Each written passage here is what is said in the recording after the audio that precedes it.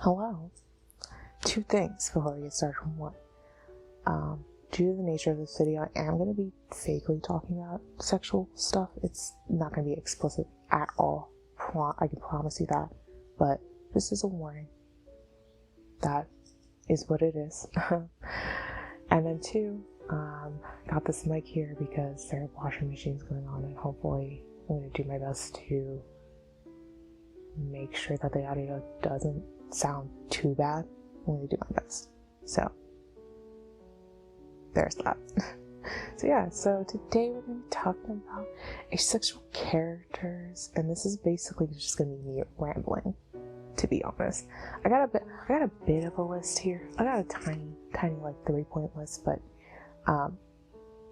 if you're looking for more like formal tips, like tips that will help you out a little bit more, I'm going to put some resources in the description. This is just some, vaguely, lightly veiled me complaining about the way that some people write asexual characters. So this definitely is coming from a place of me wanting people to do better. I want people to do better. I want to see more representations of asexuality in fiction, whether it be in literal fan fiction or in people's original fiction. So that's where this is coming from. So first, this video was definitely an inspiration from me reading Magnus Archives fan fiction. Love Magnus Archives. It's a great horror podcast. And it's got its problems like any other kind of media, but if you like horror, definitely recommend checking out the podcast. So the main character, John, he is an asexual, and I think he's a great character. I think he's also a great character in the sense of being a representation for asexuality. He's also in a canonical romantic relationship, which is great, because a lot of people still don't know that being asexual and being aromantic are two separate things. For me personally, I am an asexual, but I'm not aromantic. And, it's great if you're both. It's great if you're one or the other, So but it's really nice seeing that as well. So for me, I naturally gravitated towards wanting to read the fanfiction. And it was really great because so many asexual people were able to kind of project and write John through their own perspectives, through their own journey being asexual, and I think that's great. I always get really excited when the first thing that I read before I even read a fanfiction, they're like, I'm an asexual. It's like awesome. You get to read, your own way of being asexual. I think that's awesome. But then there were some fanfictions that I read that they didn't say that they were asexual, so I don't know for sure. But some of the stuff that I read may be dubious to the fact that they probably weren't or didn't fully understand some things with asexuality. So that's where this is coming from. So this is more so like some comments and some things that I've seen in reading Magnus Archives fanfiction, but I think it also applies to writing asexuals in general. So I think it's kind of like, might as well just throw them both in together, because a lot of this stuff is just some thoughts to help you to write a little better, because I don't mind, allosexuals or people who aren't asexuals writing asexual characters.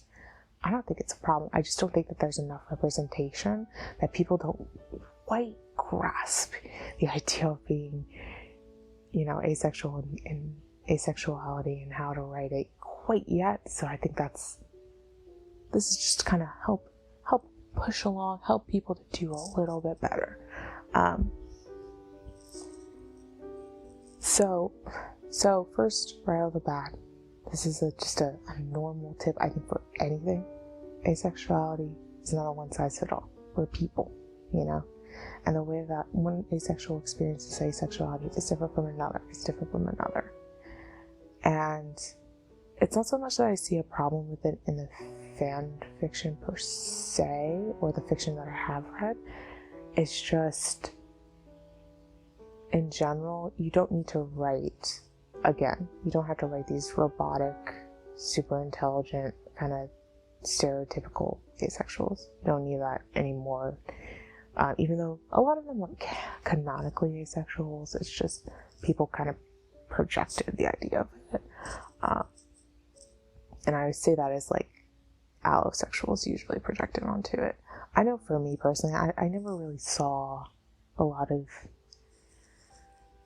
the like main examples of who people were like, oh, they're probably asexual or whatever as asexuals, just for me personally. But you know, I guess that's just me. I guess it might just be just me. If you did and you see them as positive, great for you. I just never saw it that way. Second thing, I kind of already mentioned this before, but just remember, asexuality isn't the same as aromanticness. Obviously, you can do both, and if you want to write John with being on the scale of aromanticness as well, I don't really care. I don't think that it really matters too much either way, but you know, just keep that in mind. Another thing to keep in mind when you're writing your own original fictions, not the same thing. So the third point that I'm going to make is the more complicated one, which is why I saved it for last. And it has to do with the way that asexuals are written in relationships. I think in Magnus Archives, it's done great, and it's totally fine. I have no problems with it in the canon. But in terms of fan fictions, and I think, again, this can be expanded into regular fiction as well, there's the conversation. That's how I'm going to describe it. Point number 3, the conversation about being an asexual. And this has to do with get-together. Fictions get together. Again, this is more fiction than real life, because real life I feel like it's messy and there's no right way to do it. But in fiction, we can strive to do better. We can strive to do better in fiction. We have control. So, the get together, right? There is some point, it doesn't necessarily have to be in the beginning of a relationship, but in a romantic relationship, but there is some point that a conversation has to be had about one of the people being an asexual. And I've found that in some fictions, and again, these were ones that the author did not mention that they were asexual, so I'm dubious that they are. The conversation is pretty much skipped altogether, or it's done in a less than satisfactory way. A lot of times I have found that there are connections to asexuality that just are sometimes there, but not necessarily like connecting asexuality to lack of libido. Like, the thing is, there are allosexuals who have lack of libido. It's not just an asexual thing. So having that connection, and again, when it's not, using that connection when it's not, when the writer has not told me that they are asexual, always makes me go like, I don't know about that. And like I said, like a clear like connection, like I don't really have a libido. Like mentioning like that is so weird to me. I don't know. It's just kind of weird and I don't understand it. To me, what I think would be better is, one, if you don't feel 100% confident that you can write a good get together with that conversation, maybe don't write a get together. I don't know. Like, I hate to try to be like, you find an asexual friend to read your fiction or something like that, but if you do feel comfortable reaching out to people and asking them if they think that it sounds okay, do that.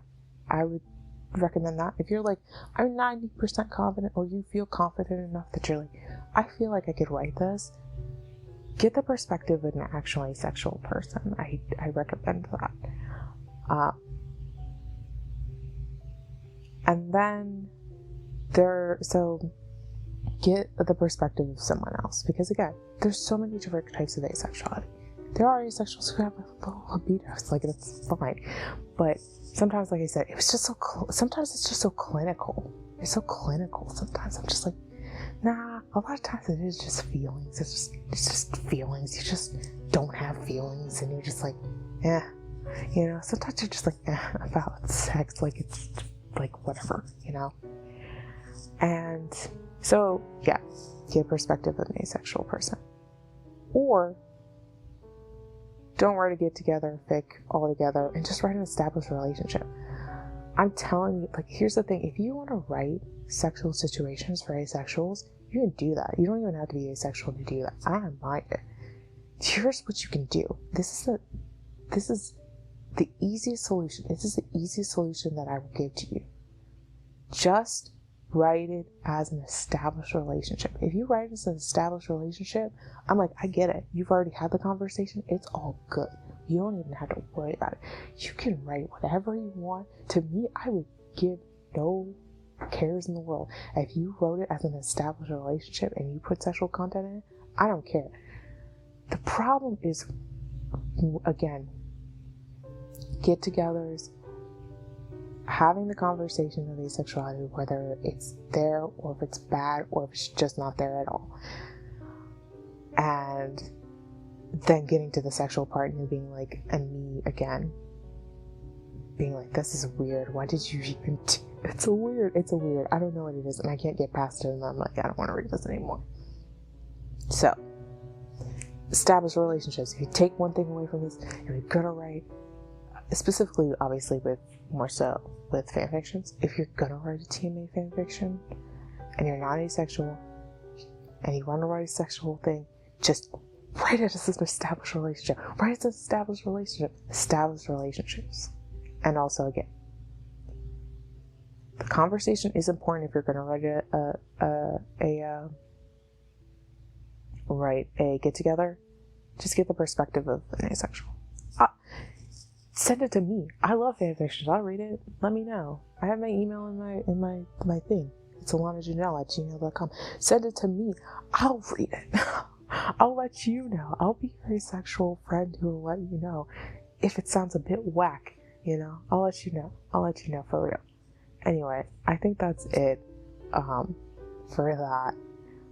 Again, it's a bit rambly, but I think I finally got that out there. Got to talk about my annoyances again. It mostly had to do with just like lack of communication. I hate lack of communication in stories. That's not cute. Why do we have so much lack of communication and stuff? Let's just do better. I'd like us to do better. So, you know, that's it. This took me like 3 times to record it, so I think that's good. I'm happy with that. All right, bye.